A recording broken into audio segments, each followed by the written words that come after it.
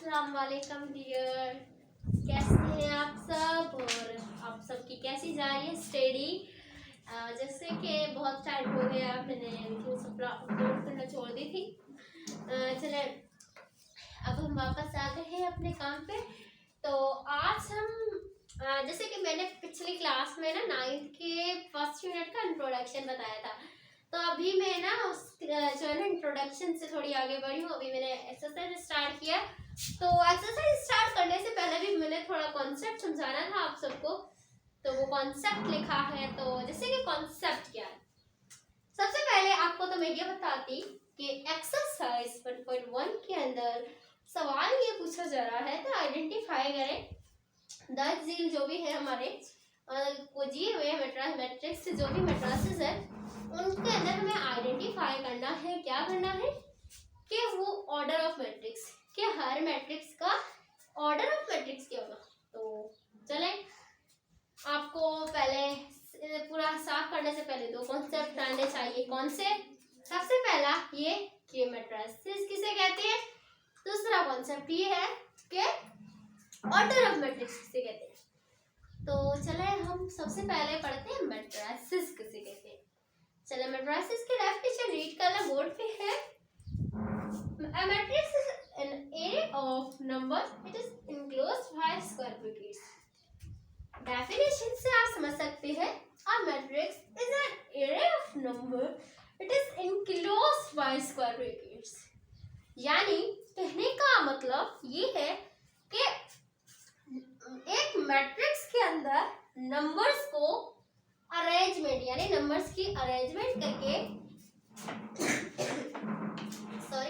Numbers के arrangement करके लिखना, ब्रैकेट्स के अंदर इनक्लोज करना।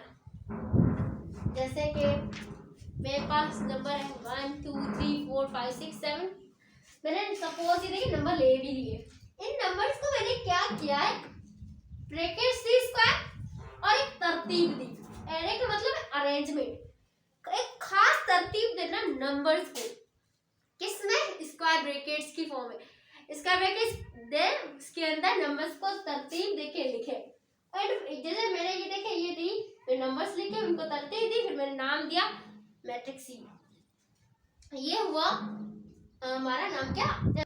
तो ये ना अब देखे सेट मैट्रिक्स सी था।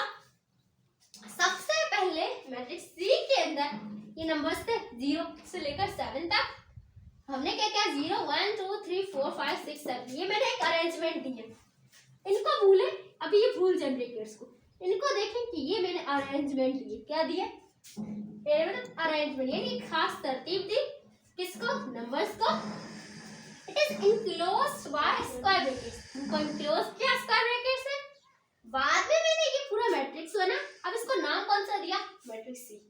ये हुआ मैट्रिक्स, इसे कहते हैं मैट्रिक्स, ये कहलाता है मैट्रिक्स। उसके बाद है ऑर्डर ऑफ मैट्रिक्स, किसे कहते हैं?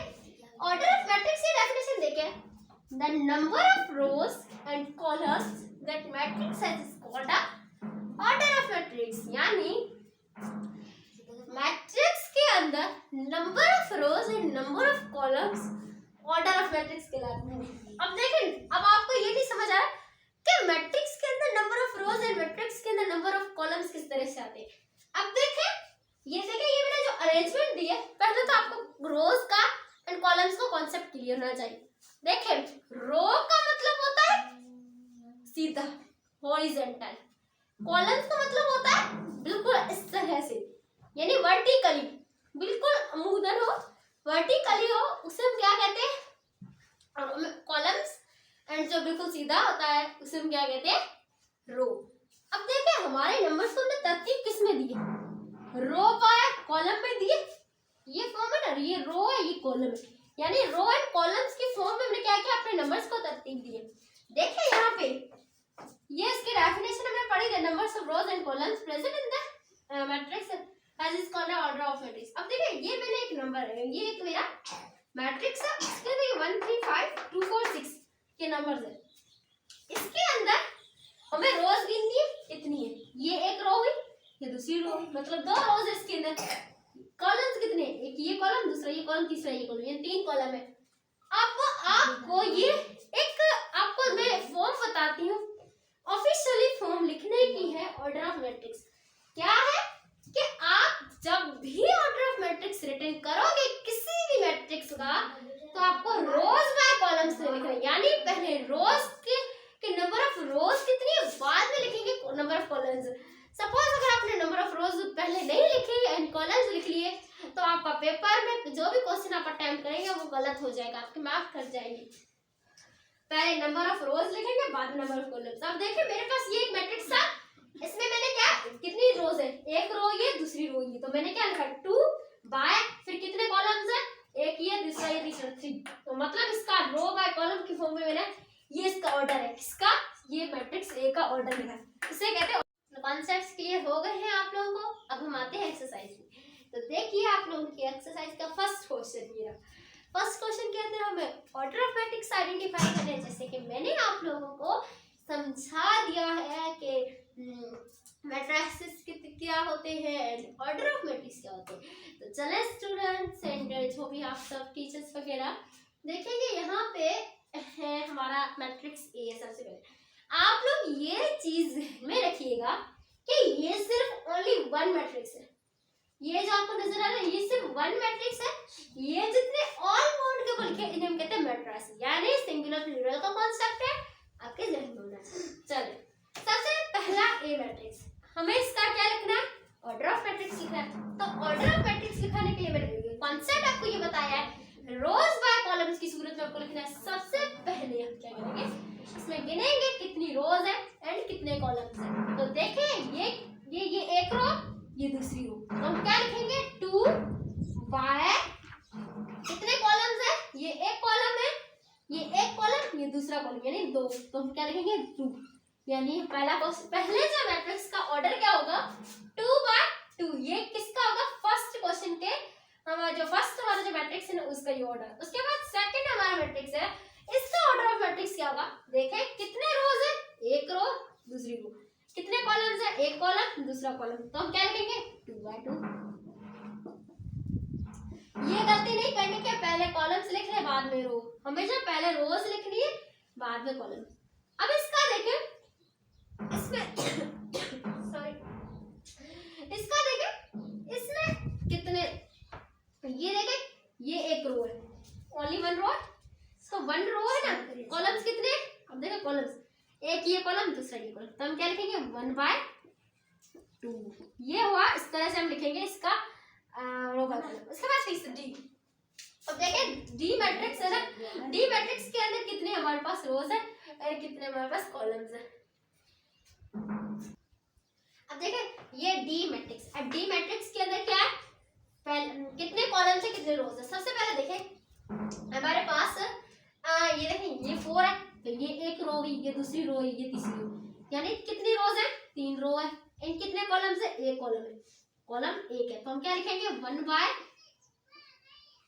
3। क्यों, क्योंकि हमारे पास 3 नहीं 1 बाय 3 नहीं होगा, 3 बाय 1 होगा। सॉरी मैंने मिस्टेक की।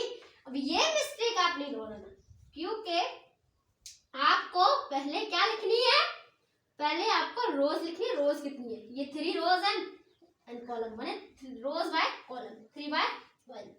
उसके बाद ई के अंदर कितनी रोज है कितनी कॉलम्स है, ये एक रो ये दूसरी रो ये तीसरी रो, यानी 3 रोज 3 बाय कितने कॉलम्स है, एक कॉलम दूसरा कॉलम 2, यानी 3 बाय 2। ये हो गया क्लियर। अगेन रिपीट करते हैं, इसका रो एंड कॉलम, सबसे पहले रो गिनते हैं, वो 2 है एंड कॉलम्स 2 है, यानी 2 बाय 2।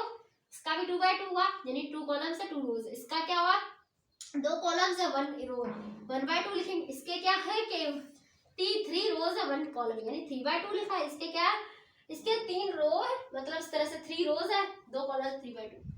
अगेन एफ आ जाता है। अब एफ का देखें, एफ में एक ही रो है एक ही कॉलम है, इस तरह एक ही रो है एक ही कॉलम, तो हम क्या करेंगे 1 बाय 1 लिखेंगे, यानी 1 बाय 1 ही लिखेंगे कि इसकी 1 कॉलम है 1 रो है। उसके बाद जी, अब जी के अंदर कितनी है, ये एक रो ये दूसरी रो ये तीसरी रो, 3 रोज है, उसके बाद 3 है। अब क्या, इसके कॉलम एक कॉलम दूसरा कॉलम तीसरा, यानी क्या है 3 बाय 3, यानी 3 कॉलम्स 3 रोज, तो क्या होंगी 3 बाय 3। उसके पास एच में आ जाते हैं। एच में क्या है, ये एक रो ये दूसरी रो, यानी 2 बाय कितने कॉलम्स है, 1 2 3। तो ये तरह ये सब जो भी हमारे पास मैट्रिसेस थे इन सब के हमने ऑर्डर ऑफ मैट्रिसेस लिख ली, यानी हर एक मैट्रिक्स का अलग से ऑर्डर लिख लिया। और उम्मीद है आपको ये समझ आ गया होगा। एंड थैंक यू, अल्लाह हाफिज, क्या लिखेगा अपना, बाय बाय।